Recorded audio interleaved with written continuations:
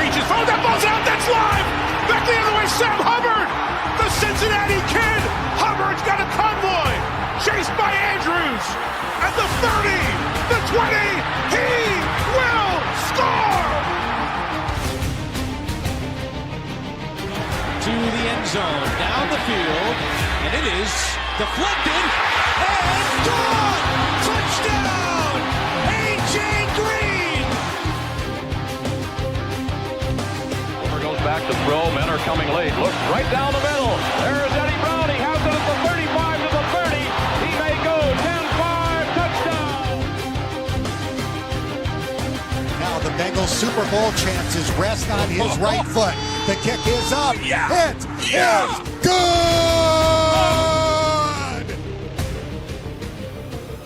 Corey Dillon, he's gone. The knockout punch, you're looking at it. 65 yards. And then back to throws, the blitz is on. Goes long, intended for Collinsworth. He has it down to the 20, touchdown! And Chris Collinsworth. Throwing the long ball. Deep down the field. Chad Johnson's got it. Touchdown, Cincinnati. Look at Chase go. Oh my goodness, what a gear he just found. Chase for the touchdown. Wow, Chase is on the case. It is no fluke. It is a fact. The Cincinnati Bengals are headed to Super Bowl 56. The play clock at 3. Shotgun snap. Carr throws into traffic. Intercepted. Jermaine Pratt has the football. Yeah. Coffin nails. Bam, bam, bam. How about that? Thursday night, so you guys know what that means. Chatterbox Bengals back here with you guys, ready to preview Week 4 as the Bengals head to Carolina to face the Panthers, trying to avoid an 0-4 start for the first time, and I don't even know how long. Craig, how are you today? Oh, can't hear you, Craig. How about now? We can. Now we can. Noob muted himself and forgot to unmute himself. But here I've we are. I'm good. I've been How at you doing this long tonight? enough now. I've been at this long enough now that I knew that wasn't my fault. It's a big change from the beginning. No, it's good you're doing better. The last, I guess, this is episode 10, and the first one was exciting going into the season, and the last 9 have been pretty somber. But hopefully, as we go into Carolina, I'll do the same thing I've said, I guess, the last 3 weeks. Hopefully, we can get a win, and we can have a little bit more upbeat energy here on this show. But an eventful week in the jungle since Tuesday. A lot of conversation with the players and coaches, with the media. I know we're going to get into that here in a bit. A lot of interesting things. People are paying a lot of attention to how these players and coaches sound right now following an 0-3 start. I think a lot of people are worried that people, the fans are certainly packing it in on season-long expectations. At least it seems like a lot of them are. And I think people were focused to see whether or not the players were going to have the same mentality or if they were still going to be locked in on long-term goals. And it certainly, for the most part, seemed like the players were all fed up with an 0-3 start, understood that the team should be better, understood that the expectations were much higher, and understand that what they're putting on the field product-wise right now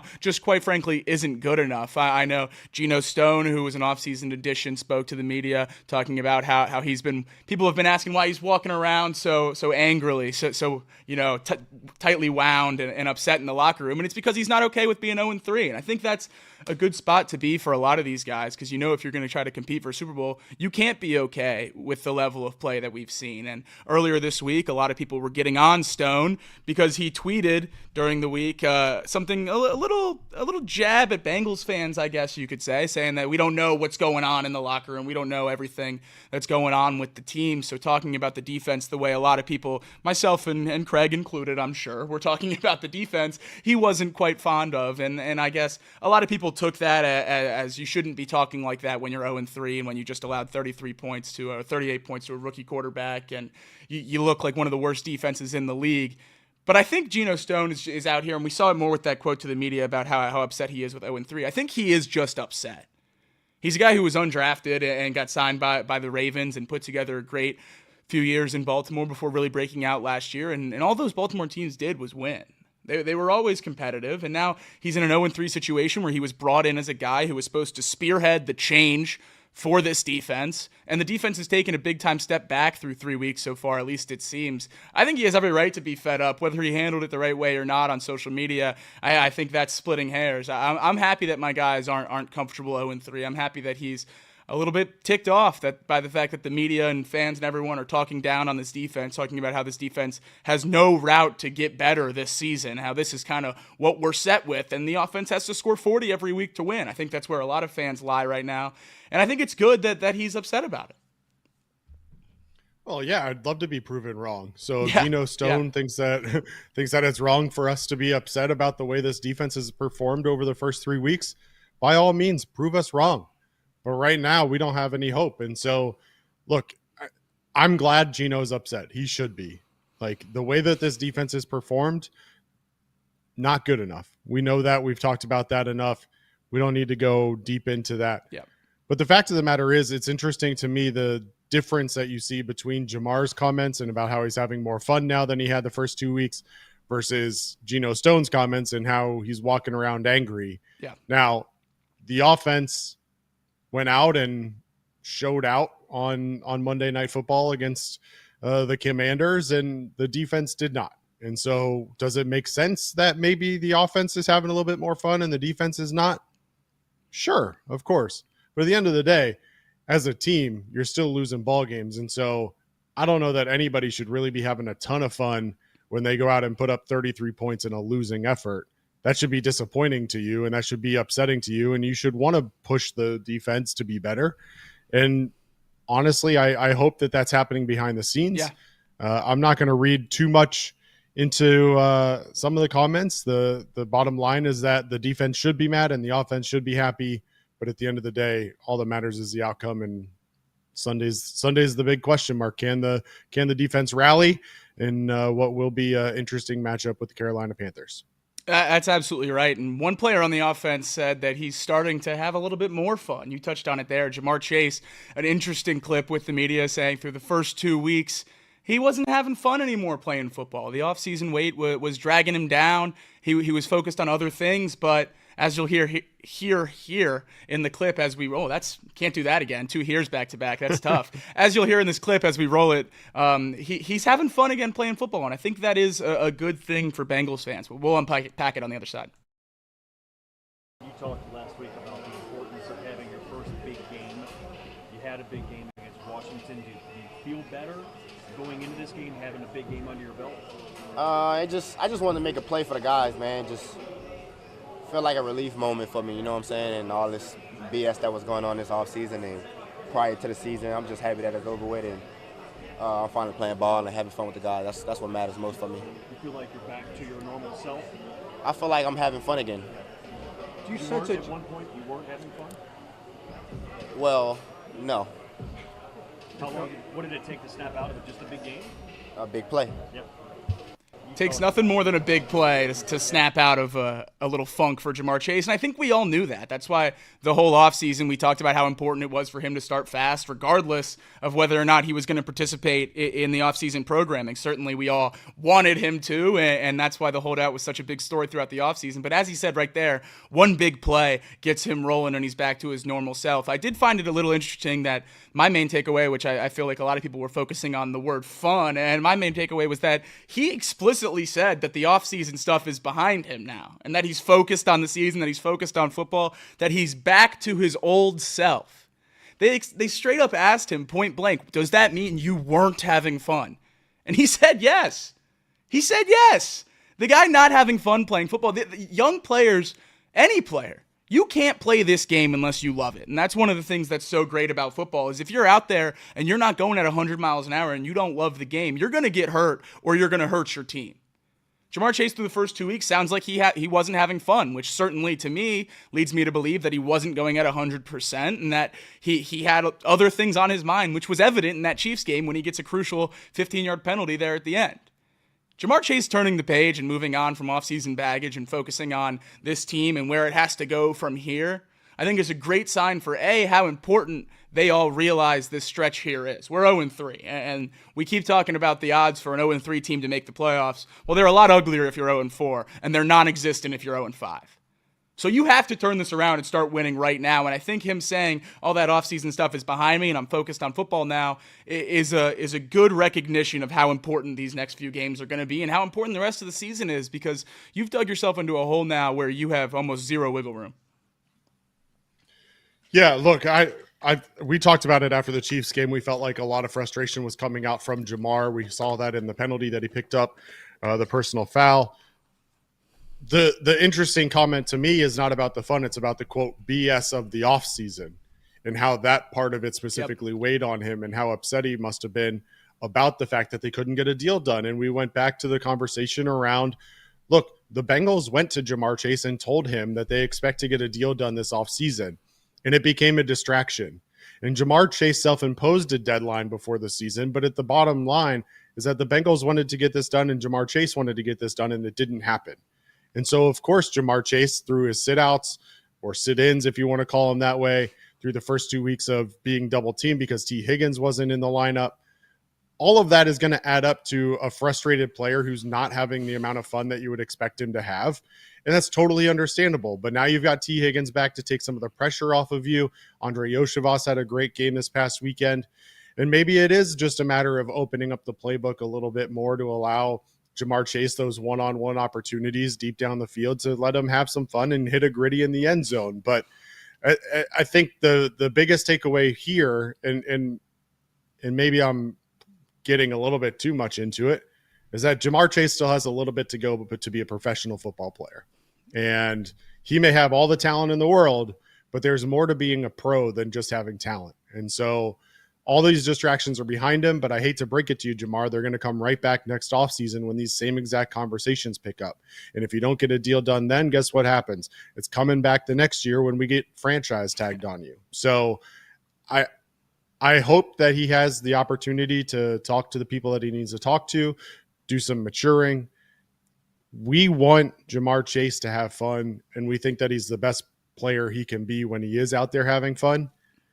But until some of these other issues are behind him, that isn't going to be the case early on in the season. There's going to continue to be distractions. So glad T. Higgins is back. Glad Burrow showed that he certainly has the opportunity to hit the deep balls again. And I hope that Ja'Marr enjoys the rest of the season, because come February, we're going to be talking about the same exact things again.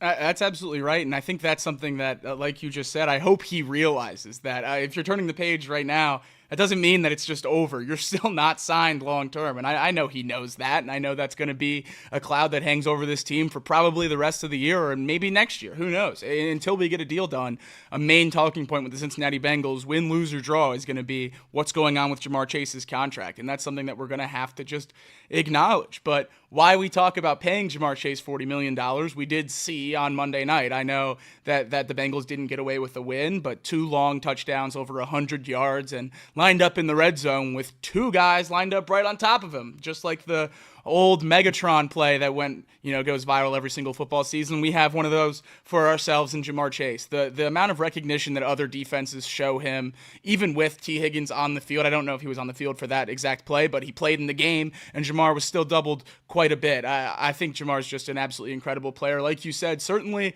a little bit ways to go on the maturity side. We know he has the talent there to be a great player in this league for a long, long time, and you just have to wonder at that point, when those two things mesh together and he can really figure it all out up here and put it together with how much skill his body has, how great can he be? How much further can he go? How much more can he put into himself in the offseason to be even better prepared for week 1, week 2, week 3, so we don't have to have that, 21-day runway for him to get really rolling into the season? Because quite honestly, we saw a similar thing last year. He started off relatively slow. I know that's because Joe Burrow was hurt, and we can point to many other things, but he didn't come on last year until week 3. Same thing. Primetime, big game in week 3 to try to turn the season around. Obviously, last year they were successful getting the win, but a similar story on back-to-back years for Ja'Marr Chase. So I think we'll see him continue to grow as a person and as a player as he stays, hopefully, in Cincinnati for a long, long time. And I do think we're going to be lucky to see it all. I think it's always cool to have a guy that you draft as a core piece to your organization come in and not necessarily be the most buttoned up, ready to go professional, and watch him grow and watch him learn and become a polished professional athlete. And I think hopefully over the next few years we're going to see the same thing with Ja'Marr. But the guy that is the true bona fide leader of this team is Joe Burrow. I don't think anyone would ever argue that. And his leadership was a big talking point this week. He said right after the game that he's going to have to reassess how he leads the team, his style of leadership, and how he goes about, dragging the locker room with him. He said he leads by example and he leads by actions, and maybe he needs to start leading a little bit more vocally. He spoke about J.T. Barrett during his time at Ohio State being one of the best vocal leaders he's ever been around. Talked about his pregame speeches and how he was able to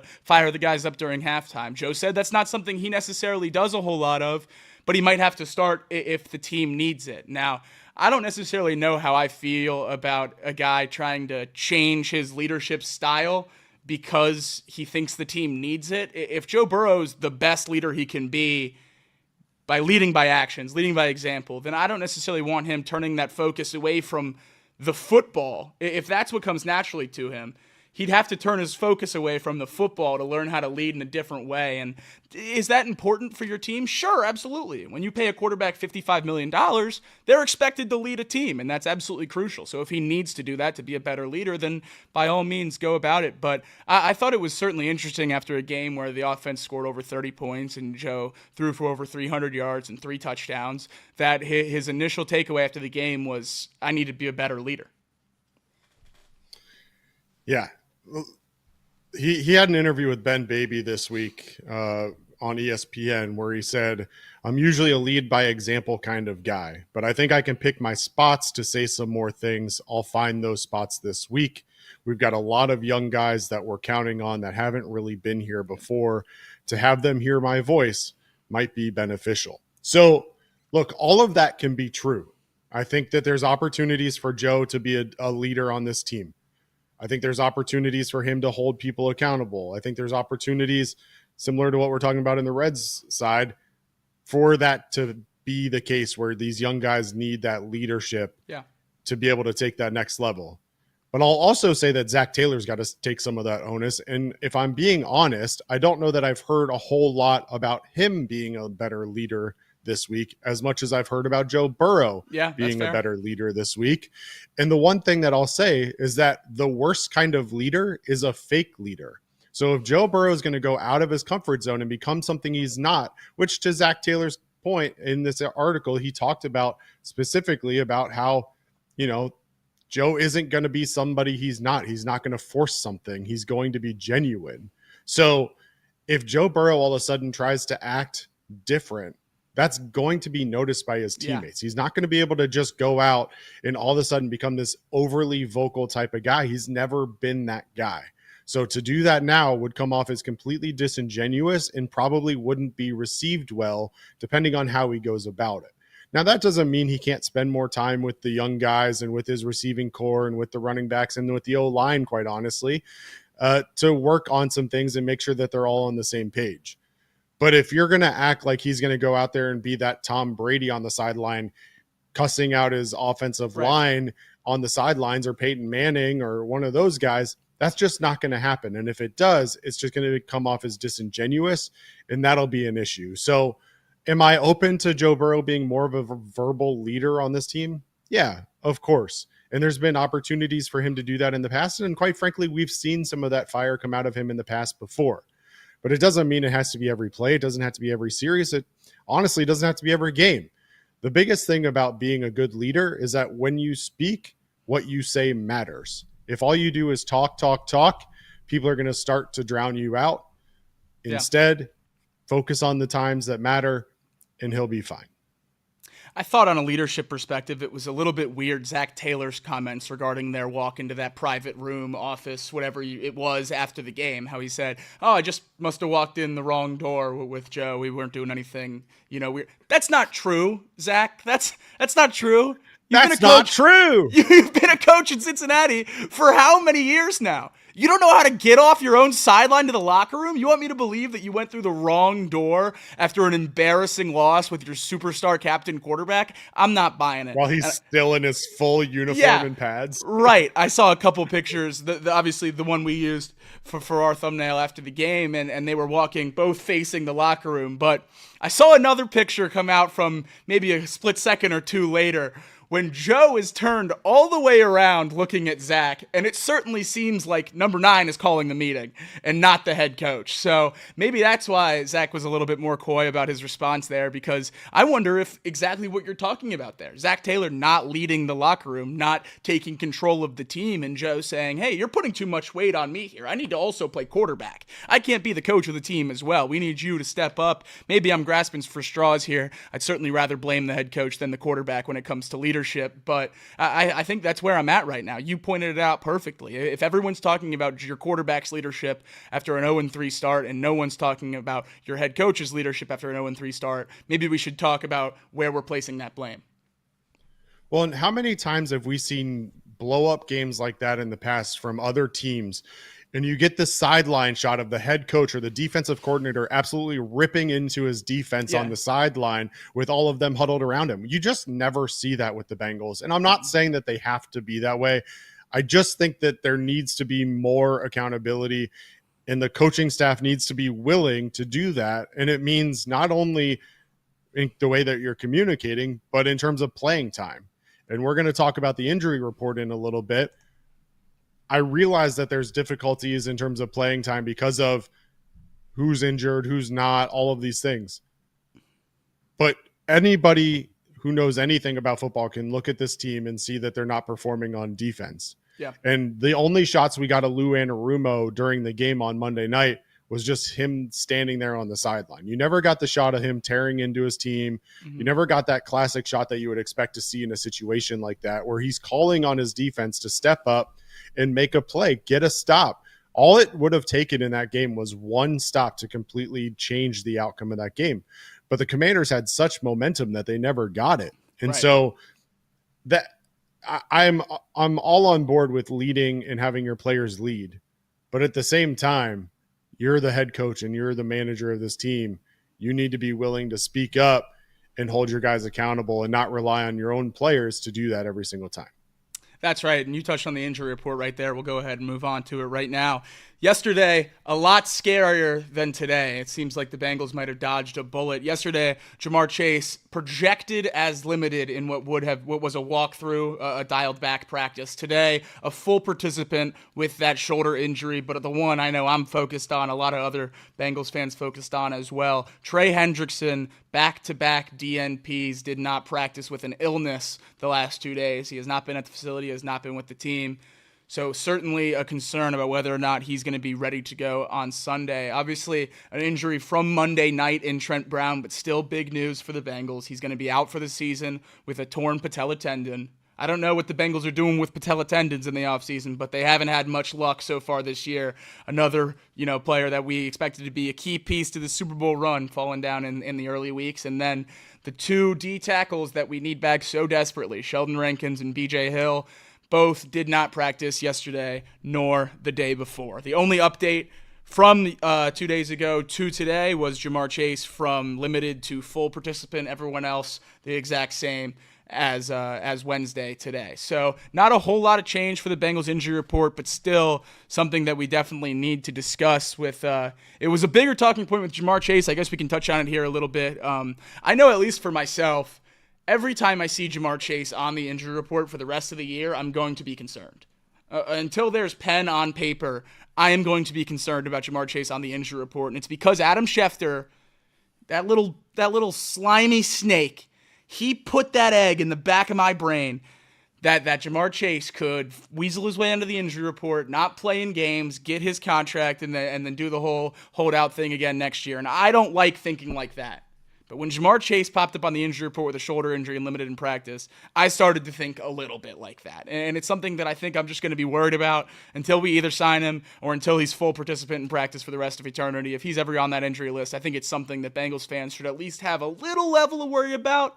I'm not going to tell you how worried to be about it, because it's certainly, tinfoil hat conspiracy theory more often than not with those kind of things. But I know at least myself, when I saw him pop up on there, I was a little bit worried about that. Does that ever cross your mind with Ja'Marr for the rest of the season? Or, I mean, I'm not saying this is a fake injury or anything like that, but is that something that you could be worried about for these guys that are needing contracts? I mean, I think anytime you're in a contract year, you've got to be worried about injuries. And it's one of those tough scenarios where, as a player on a contract year, you want to do everything you can to put film out there of quality reps. Yeah.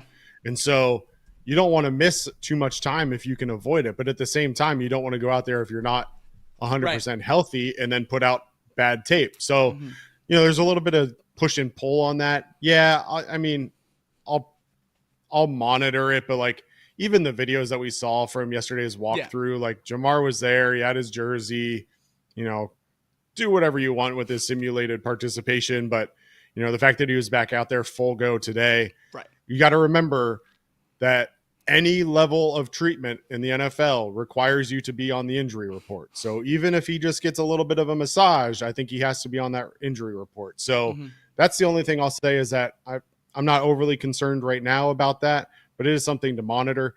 There is one thing that I am concerned about, though, that's not Ja'Marr Chase, and that's obviously Trent Brown goes down with a season-ending injury. And as far as I've not seen anything regarding the Bengals adding an offensive tackle or working out an offensive tackle or bringing in an offensive tackle for conversations. And so does that mean that they're going to rock with Amarius Mims and Orlando Brown Jr. as their only offensive tackles? Are they going to have Cody Ford as the second string offensive tackle if someone goes down? Jackson Kirkland?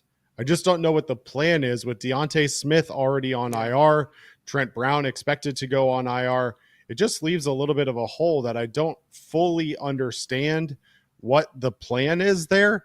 And I know we talked about it a little bit separately, about how, yes, I recognize the fact that the Bengals do have an offensive tackle in Devin Cochran on the practice squad, but I'm not really sure that I'm sold that Devin Cochran should be your backup offensive tackle going forward. So the biggest question to me is, what are we doing there? No other real big issues. My hope is that Trey Hendrickson is back tomorrow, but if he's not, you've got a real question about whether or not he's going to play this weekend. I'm looking at least to get some limited action out of him. But if you don't, it's going to lead to some real issues and some real matchup problems that we want to talk about next. That's right. And I think that now's as good a time as any to show this ugly graphic, depending on which Bengal you look at. It's great if you look at one Bengal. It's terrible if you look at the other. So I'll go ahead and put it on the screen now. You see on the top right-hand corner, so far away from every other player on the graphic, is Trey Hendrickson. On that bottom axis, that's the double team rate. So that's telling you that Trey Hendrickson gets double teamed more than anyone else in the league when it comes to edge rushers. Anyone else in the league, he gets double teamed more than. And he's also winning at a higher rate than almost anybody. He's only winning at a lower rate than Myles Garrett. He's, as long as my naked eye can tell, he's even with Aiden Hutchinson and ahead of everyone on double team rate.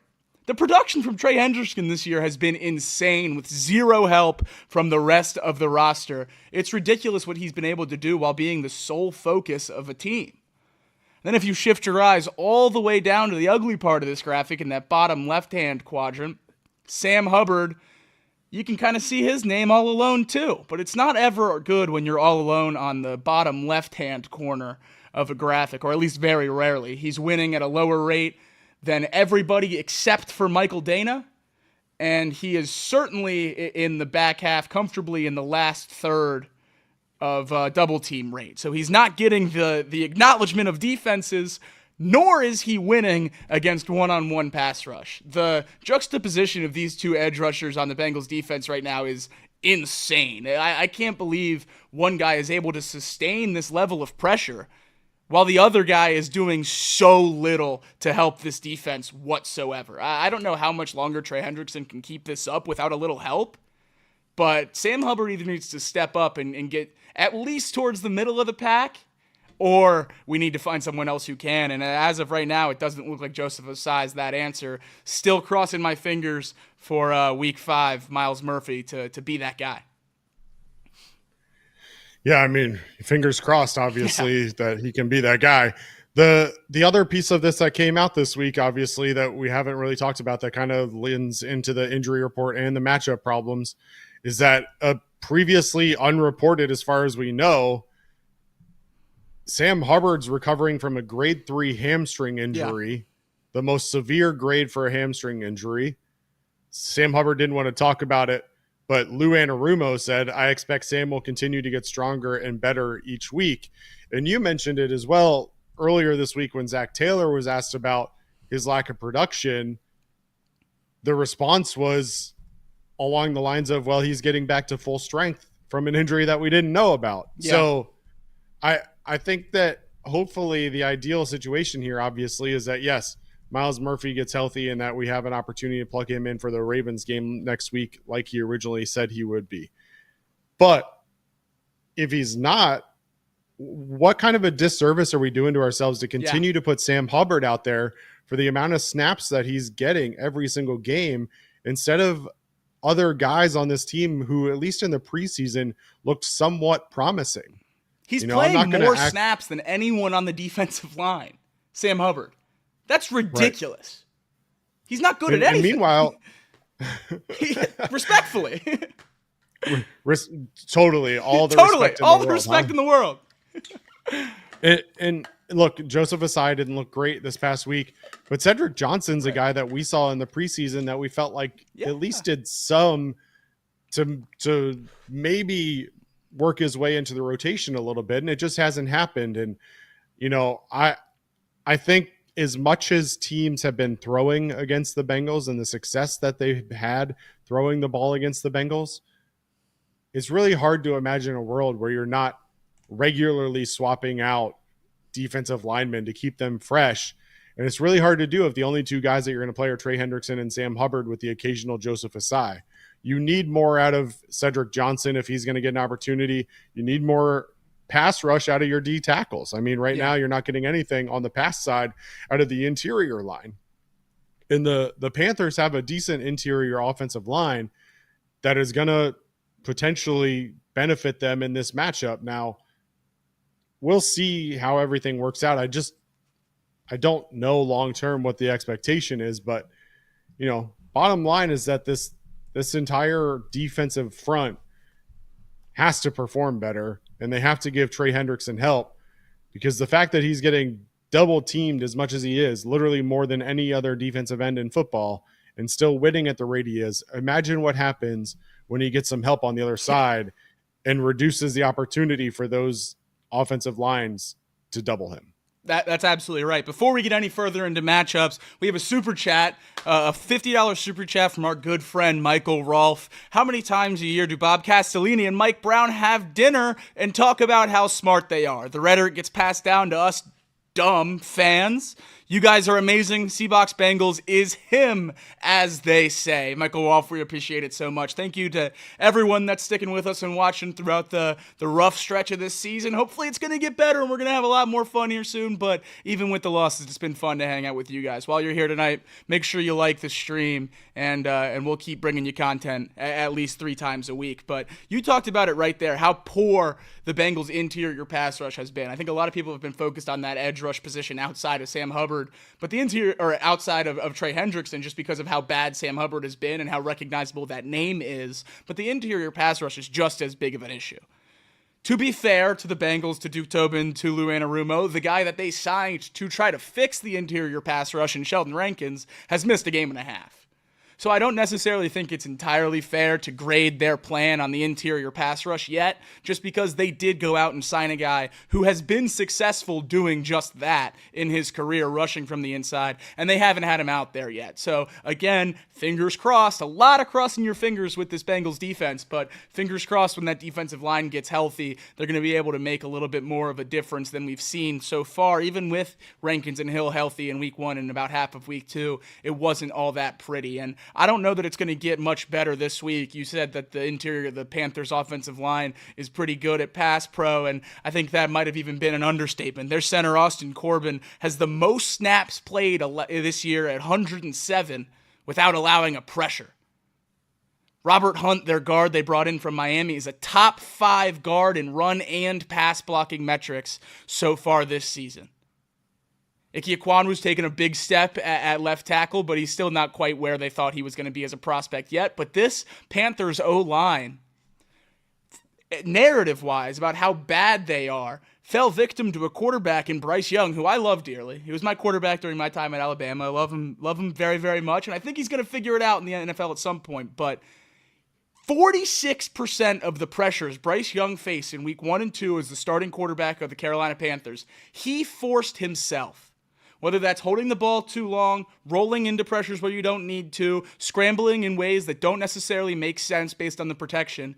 46% of the pressures he faced in week 1 and week 2, obviously a lot of those credited to this offensive line in standard metrics, were his fault, not their fault. And then last week we see Andy Dalton stand back there, and at the time when that game ended, it was the best passing performance that we've seen from a quarterback so far this year. I think a lot of the metrics based around this Carolina Panthers offense are from a time that is now outdated, when they had Bryce Young running a system that was sort of dumbed down and much simpler for him to try to operate, and they weren't doing it well. He wasn't doing it well. I think Andy Dalton, even though he's not necessarily as mobile or doesn't have maybe as strong of an arm, he's going to be able to do so much more in this offense with his experience in the game and his ability as an NFL quarterback to operate with an NFL defense. Bryce Young really never made that step to be an NFL quarterback. He was, even when he was winning in certain plays, in certain situations, it was off platform and off schedule. Andy Dalton knows how to win in an NFL system against an NFL defense, and that's why this game got 10 times as scary when they benched a number 1 overall pick, which certainly sounds a little bit weird, but Andy Dalton, 2-1 against the Bengals in his career as mostly a backup quarterback elsewhere since he's left Cincinnati, and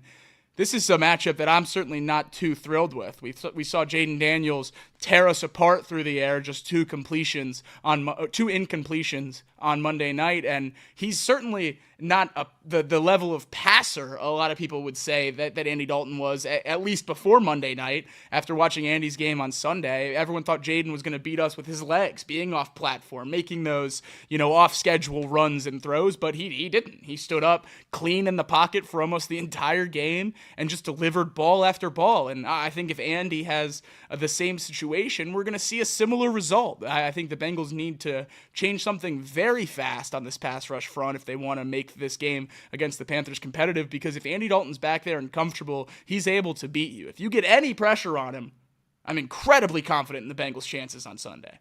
But if you let him stand back there like a statue and just deliver the football to different spots, he's going to beat you.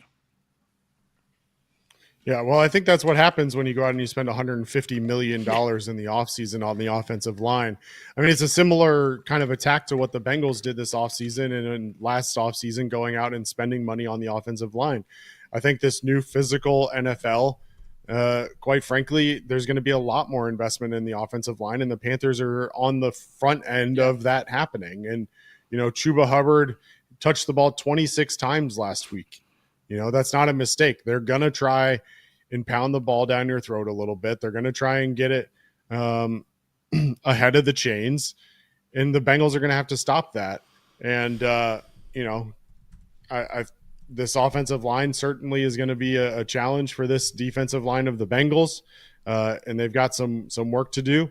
But, the other piece of this is that, you've got to win the matchups on the outside in order to give your D line time to get home. Absolutely. And so, one lucky break I'll say that the Bengals caught is that Adam Thielen injured his hamstring last week. He goes on the IR this week and is not going to be available. And so the Panthers depth chart on wide receiver looks a lot less intimidating today than it did this past weekend with that loss of Adam Thielen. So now you key in a little bit more on Deontay Johnson. You see if Cam Taylor-Britt either shadows him a little bit or how the Panthers work around that. But I'm not overly concerned about Xavier Legette or Jonathan Mingo at this point.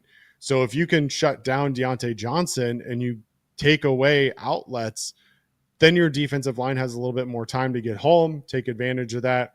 And I don't care how good your offensive line is. If your secondary is covering guys for 2-3 seconds, you're going to have to get the ball away. And it either means you're going to make mistakes or you're going to have a lot of sacks. And so the one benefit there is that even if the D-line doesn't win initially, they've got to keep their motor going, which goes back to the depth issue that we talked about before. But you got to keep your motor going because that secondary is going to have an opportunity to be winning matchups all day long. Yeah, and to Deontay Johnson, obviously my main concern as well after a career game over the weekend and Adam Thielen getting hurt, as you said. And he popped up on the injury report today. I'm not sure if you saw that. He was out, did not practice today, but they asked him after practice because he didn't have an injury designation, just that he wasn't practicing. So they asked him what that was about, and Deontay said the coaches told him they were practicing on turf. He got out there, put his cleats on, realized they were practicing on grass, and didn't want to practice on grass.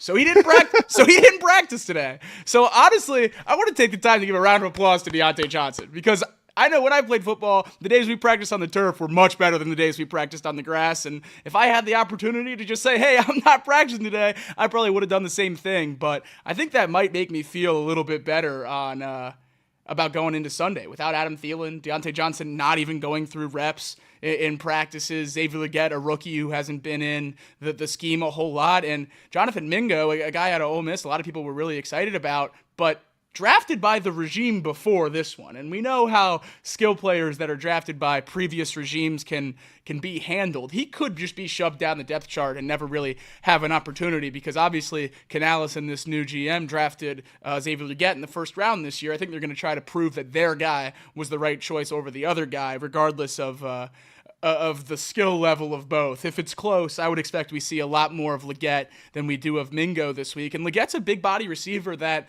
was drafted in the first round for a reason. It certainly seemed like a little bit of a reach at the time, but he was a guy in that 30 to 45, 50 range of prospects. He was a very good player at South Carolina and a guy that with Adam Thielen out, I think we could see a lot of this weekend. And he adds a little bit of youth and explosion to that receiving core. Obviously, Thielen's still a very good player in this league at his older age, but when you can put a rookie in there, a first-round pick in there, and maybe you strike gold, and maybe the Panthers will, that's certainly another name that I'm worried about. You touched on how many carries Chuba Hubbard got over the weekend, and they weren't empty carries either. He was graded at over a 90 on PFF, and I know PFF's kind of on the hot seat right now with grading because of Lane Johnson, Rashawn Gary sack dilemma, but when a guy gets a 90, you just know he played well. You don't need to look into it any more than that. The guy gets a good grade, you know he played well. If you want to take PFF for just, base level look at the surface, then do that. That's fine.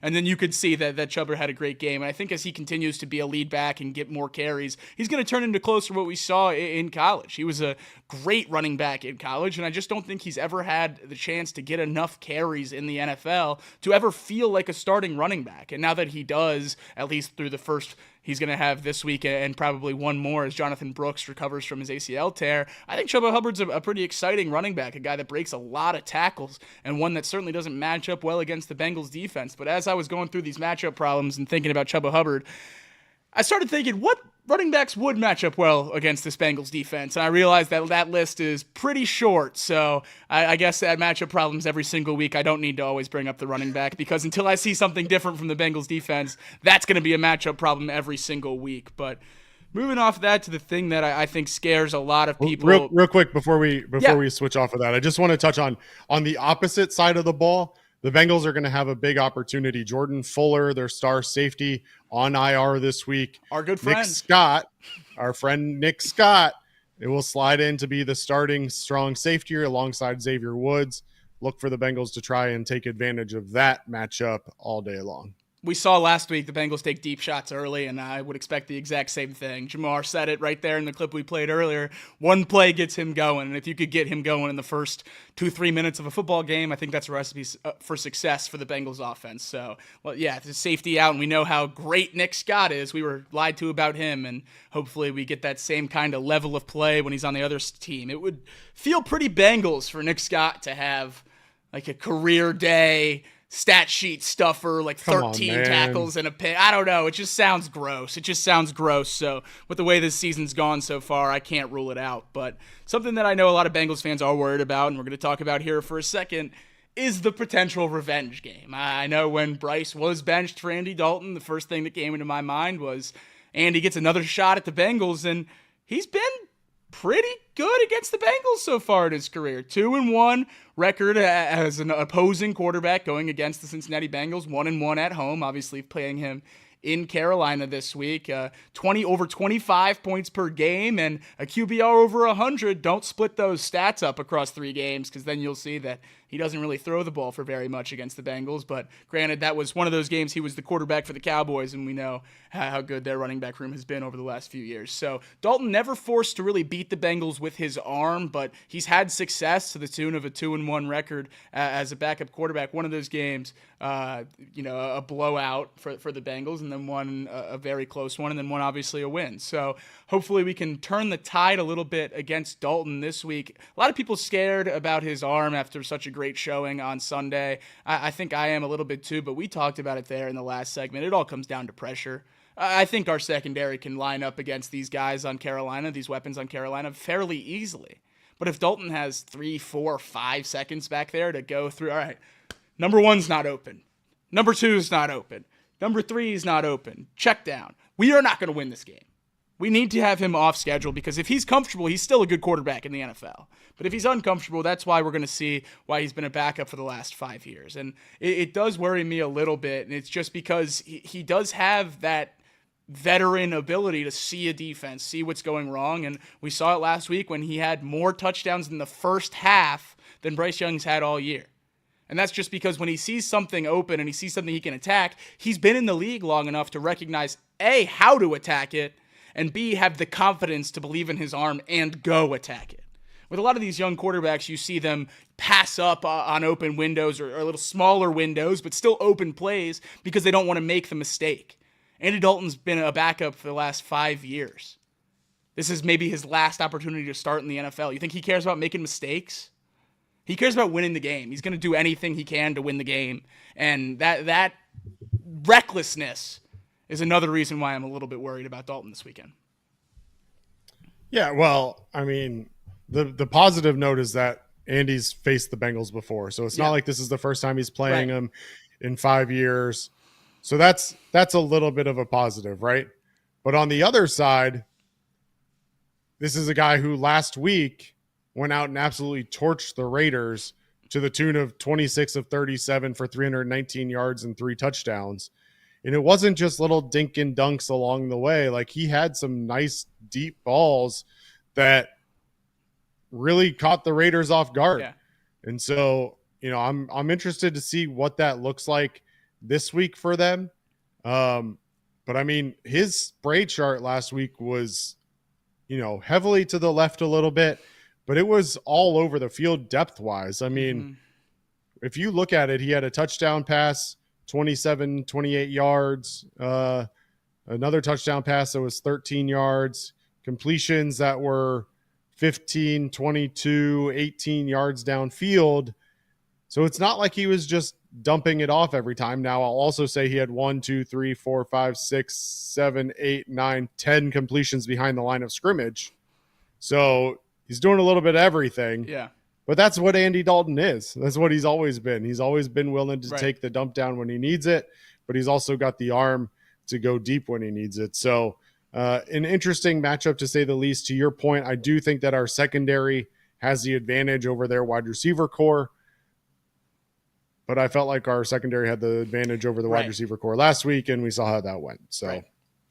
Yeah, no, definitely a worry, but I do think it's important to realize that us Bengals fans might be the only people talking about the Andy Dalton secondary side of this matchup. I think if you listen to any kind of national storyline about this team, it's the Panthers are a team that run the ball about 35 times a game and break some of the most tackles in the entire league. And the Bengals are a team that is up there towards the top in missed tackles and poor run defense with a banged up defensive line. I know a lot of us are talking about Andy Dalton, but I don't think that's necessarily where the team's focus lies. It's going to come down to the same exact thing we said going into the Patriots game and the same exact thing we said going into the Commanders game. We have to stop the run, and you have to make the quarterback beat you. And on Monday night, the quarterback did beat us. Jaden Daniels just came out and beat us. I have a lot of faith that Andy Dalton's not going to be able to do that. And maybe that's, maybe not the best thing to say, but if we put the ball in Andy Dalton's hands and make him be the guy to beat us, I think that's a recipe for success for this Bengals defense, and that's the route that I think they're going to have to go. And my main, it's not something I'm hoping for, but it would be something, if it were to happen, that I would love to see. The Bengals being down at halftime and making some defensive adjustments to look better and pull away in the second half. That would be phenomenal. Going into the Kansas City game, I said the only thing I need to see to get more back in on this team is the offense to look good. We don't need to win or lose. This week, we certainly need to win. But if there's anything like that I could pick out and say what I would really love to see from this team this weekend, is to struggle a little bit in the first half, or maybe don't even struggle, but have it be a very close game, and then make adjustments and look exceedingly better in the second half than you do in the first two quarters, because we have not seen that so far. This team has not been able to really adjust from the first half to the second half based on what they've seen from the other side of the football, and I would love to see that not just from Lou, but from Zach as well, from the players, from all the coaches. I think that's the most important thing about being a Super Bowl contender, is being able to see what went right and what went wrong from film study and game planning in the week during the first half of the game, getting in there in halftime locker room, making changes, seeing what works against looks that you might not have expected and what doesn't work against different ways they're rolling out the defense. And we have not seen that from the Bengals coaches so far, and that's really the most frustrating thing to me. Ultimately, I hope we go out there and we win 45-0, and there's no chance for second half adjustments because everything in the game plan works so well. But yeah, at this point, that's really the last thing I'm really looking for. I would love the defense to look good, but it's the coaching staff that's on the week-to-week hot seat, I guess, for me this week. Yeah, we went into last week, and you talked about wanting to stop the run and Brian Robinson and that running attack with Austin Eckler. You come in now with a running attack with Chuba Hubbard, 21 catches for 114 yards last week. Overall, 31 rushes for 131 yards as a team. I wouldn't be surprised if the Bengals are looking to stop the run again. Yeah. But is that going to open it up for Andy Dalton and give him an opportunity to pick him apart? Or are the Bengals going to run some man-to-man? Are they going to stay in zone like they did for most of the game? And the other question is, are they going to put in some unique blitz packages to try and put some pressure on Andy Dalton, which we didn't see last week against the Commanders? So lots of adjustments that we're looking for out of the coaching staff, lots of improved play that we're looking for out of the players themselves. The last thing I wanted to touch on, I know every single Bengals fan knows just how much of a must-win this is, how much of a can't lose.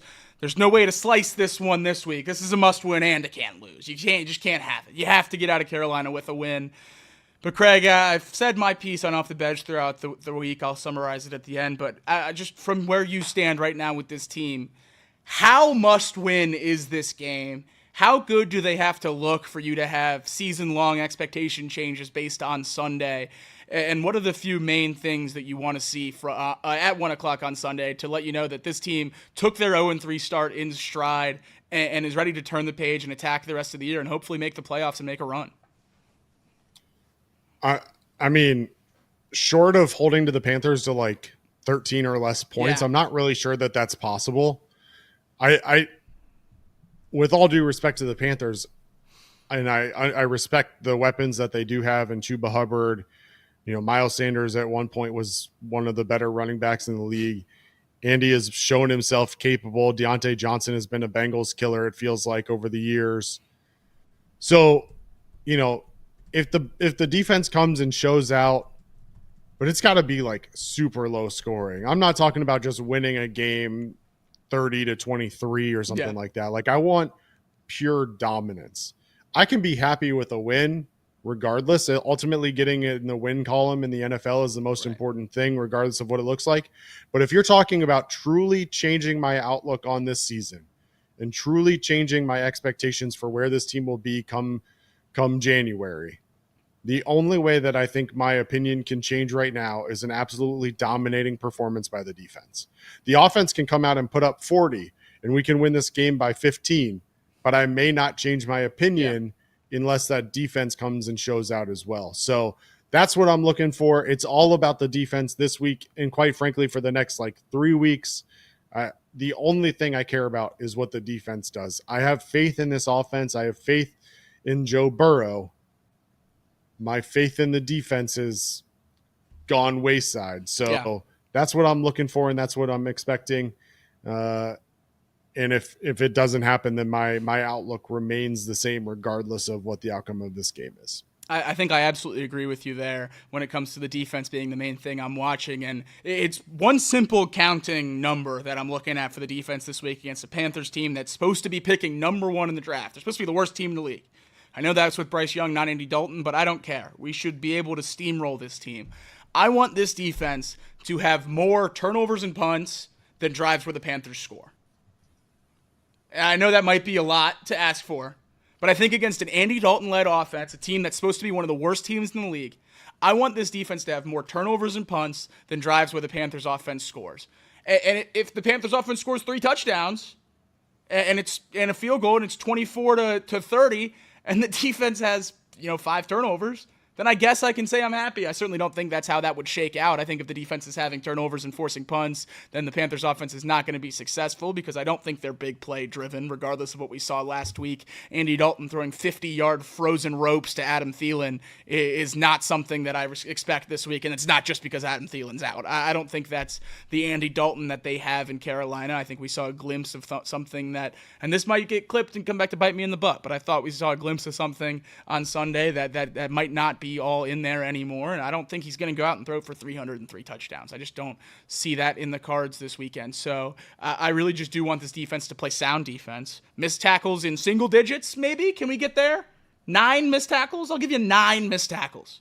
Just don't be the worst defense ever, and I'll be happy. I think every day, I said on Monday night that I'm not in on this team at all, and I didn't think the Super Bowl was an option, and I was praying for the playoffs. And about 24 hours later, I was like, okay, so we'll make the playoffs, but I think it will be a wild card team. And then it was probably last night or at 10, and I was like, well, the Steelers aren't very good, and we're only a game behind the Ravens, so why can't we win the North? And then I remembered that we were defensive pass interference away from beating the Chiefs, and then none of this would have really mattered. So, yeah, I am all the way back in on this team, and I think I'm in a very volatile place right now, though, because I could get so far out so fast, and this week is a perfect week for it, because if the Bengals look like they're going to struggle even a little bit with the Panthers, then we know what this team is. And if the Bengals go out and steamroll the Panthers, then we can at least talk ourselves in another week to still being alive, and we'll see how things go against Baltimore. But -4.5 for the Bengals down in Carolina. I'm going to take Cincinnati to cover.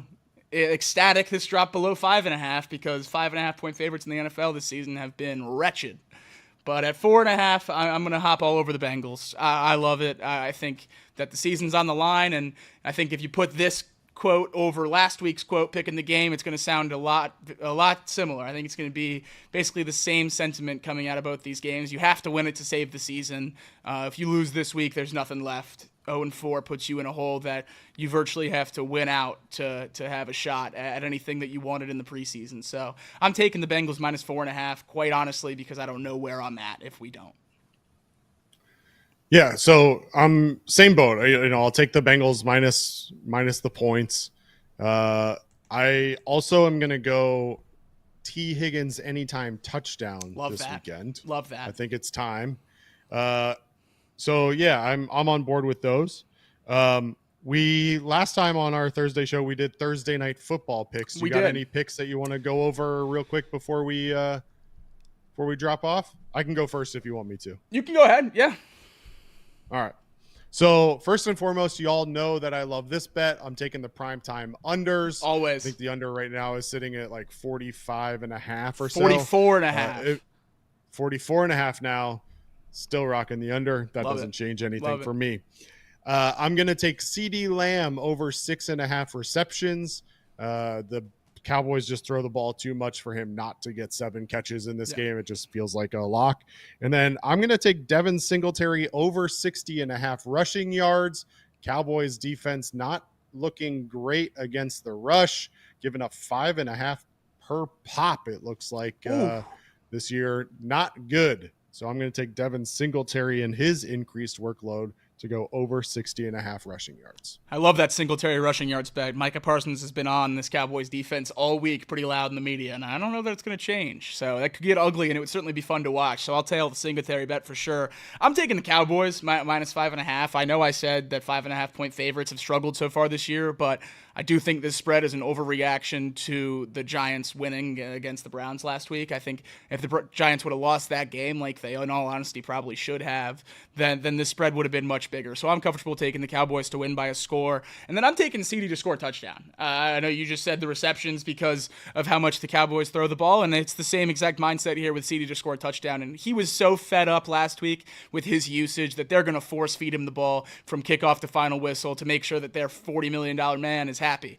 So he's going to get the work today, especially in the red zone. He'll cash your receptions probably in the first half, but hopefully I can get a touchdown early in the game as well, so I'm not sweating. Craig's the winner. I'm the loser on these picks, so make sure you tail him, and then anything you left over, might as well throw it my way. Well, we've only done this 1 week. We not that we're tracking or anything, but I was 3-0 and you were 0-3. Let's change that this week. Let's both go 3-0. Let's win some money for the chat. That's right. This is not betting advice. No. I don't encourage you to actually take these bets, but if you are looking for bets to place, that may or may not be where our money is going. That's right. 8 p.m. It's just past it now, 8:01 on the East Coast, and that means Chatterbox Bearcats is underway. So as soon as we get done here, make sure you go over and check out the breakdown of UC's trip to Lubbock this week. The Bearcats face Texas Tech. And all those good guys over at Chatterbox Bearcats will be there to preview that game for you. One last bet. I got to give it out. It's my last Chatterbox content before I head back to Tuscaloosa. And there's one bet this weekend that I'm all over, and it's Alabama Moneyline. You don't need the 2.5 points. You don't need anything else. Everyone says Saban's gone, so Georgia's going to take care of business. Not so fast. Kalen DeBoer's got the boys ready. Alabama Moneyline. I'm going to be boots on ground, in-house, and you can't bet against boots on ground. So Alabama's taking that one home, and they're going to be the #1 team in the country after this week. Next time I'm talking to you guys on Chatterbox Bengals. The #1 Crimson Tide. That'll certainly be exciting. But since I'll be down there, that means I won't be able to join you guys on Sunday. But that's okay. Don't worry. Reed Mouse is going to slide in and take over. He'll stream the whole game for you just like normal. Go join on the YouTube. Watch along with him the whole time. And then Craig's the hardest working man at Chatterbox sticks through. He's going to join for the postgame show. Join Reed for the postgame show following the Bengals win against the Panthers. So make sure you're there for all that. For this edition of Chatterbox Bengals, Craig, if you don't have anything else, we'll go ahead and send it off for tonight. Thank you, everyone, for watching along and joining us. Make sure you like the stream while you're here, and make sure you check out Chatterbox Bearcats, already underway on the Chatterbox Sports channel. Thanks so much, everybody. We'll see you next time.